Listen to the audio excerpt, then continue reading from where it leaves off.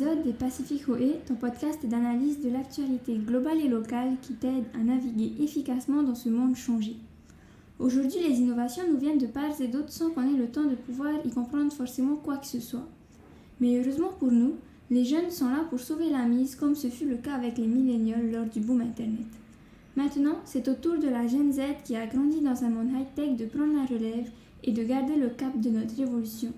Pour en parler plus en détail, nous recevons Aimata Michelozzi, membre de la Génération Z. Donc sans plus attendre, je te laisse découvrir cette conversation avec Aimata. Du coup, bonjour à tous. Aujourd'hui, on se retrouve avec Aimata. Aimata, est-ce que tu peux te présenter s'il te plaît? Alors Yorana, moi c'est Aimata Michelozzi. Alors je suis employée de banque, mais je suis en parallèle étudiante au CNAM en licence 3 marketing et je suis avec vous aujourd'hui. Merci. Alors du coup, après avoir longtemps été confrontée aux millénials, c'est-à-dire les membres de la génération Y qui sont nés entre 1981 et 1996, le monde doit aujourd'hui prendre en compte la génération Z, dont toi tu fais partie. Et comme ses prédécesseurs, celle-ci va changer les choses dans nos sociétés.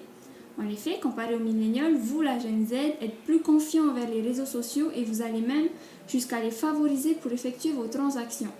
Qu'est-ce qui, selon toi, vous rend plus adaptable à ces technologies par rapport à la génération de vos parents? Alors moi pour ma part, je pense que j'y accorde plus d'importance et de confiance dans le sens où la génération Z, on est né vraiment dans ce monde-là, dans le monde du numérique. On a grandi qu'avec ça, contrairement à nos prédécesseurs qui, eux, ont connu un monde moins digital que le nôtre. Et je pense qu'aujourd'hui, c'est pour ça qu'on favorise justement le fait de faire nos transactions via les réseaux sociaux ou en ligne, tout simplement, même d'un côté plus pratique. C'est beaucoup plus pratique d'aller sur Internet, ne serait-ce que d'aller regarder les horaires d'un restaurant sur Internet que de l'appeler, par exemple, ou d'aller directement sur place. D'accord, très bien. Et qu'est-ce que toi, tu penses des générations précédentes qui disent que les outils numériques, comme les réseaux sociaux, désociabilisent plus les jeunes qu'ils ne les socialisent? Parce que d'une certaine manière, tout le monde se tourne vers ces fameux outils au quotidien. Et du coup, penses-tu également que ces outils peuvent être nuisibles aux individus et à la société?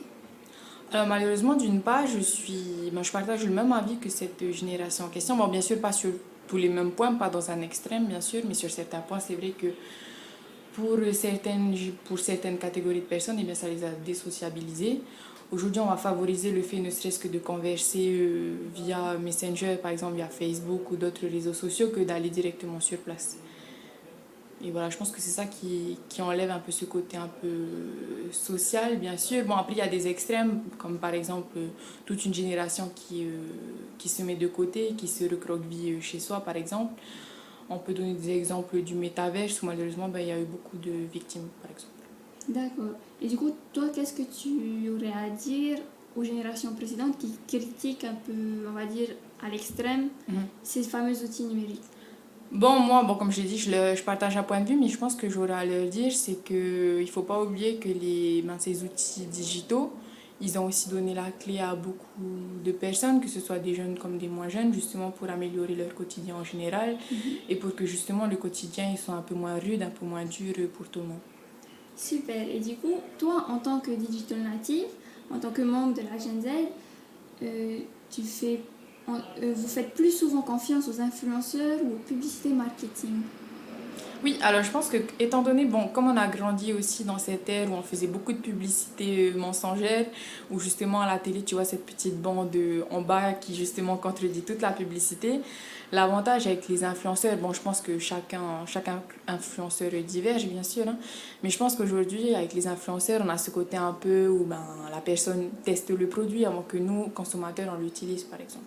Je pense que c'est ça qui fait en sorte qu'on ait plus confiance en ces fameux influenceurs qu'en des publicités toutes montées, par exemple. Tout s'explique. Du coup, parmi les fameux outils numériques dont on parlait avant, il y a l'intelligence artificielle qui accélère son entrée en scène dans nos sociétés et dans la vie de tous les jours. Comment vois-tu votre avenir personnel et professionnel dans le monde avec toujours plus d'IA et pourquoi? Moi, d'un point de vue personnel, je pense que l'intelligence artificielle, ça a ses points, ça a ses côtés positifs, hein, bien sûr. Hein, parce que, comme je disais, ça va favoriser beaucoup de choses au quotidien. On pourra se délester, je pense, de certaines tâches et d'autres peut-être un peu moins. Par contre, d'un point de vue plutôt professionnel, je pense qu'on est amené à perdre beaucoup d'emplois physiques, je veux dire. Voilà, qu'on a une certaine dématérialisation des choses, donc là en plus si l'humain aussi on le retire et on le remplace par l'intelligence artificielle, je pense que ça a des inconvénients quand même. D'accord. Et du coup, est-ce que tu aurais un message que tu aimerais faire passer aux générations antérieures qui aiment à critiquer votre génération?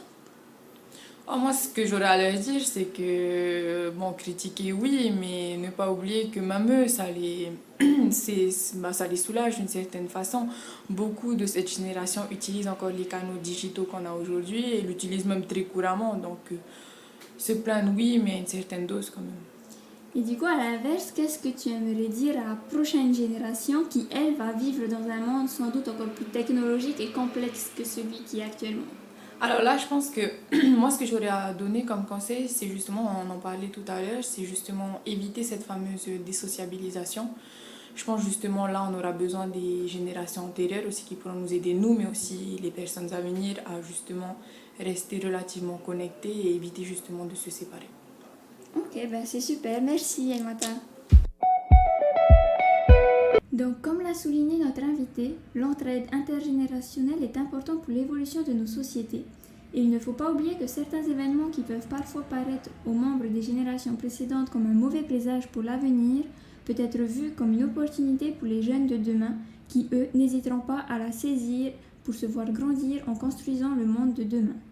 Si cet épisode t'a plu, n'hésite pas à le partager avec ton entourage et à le noter ou le commenter sur ta plateforme de podcast préférée.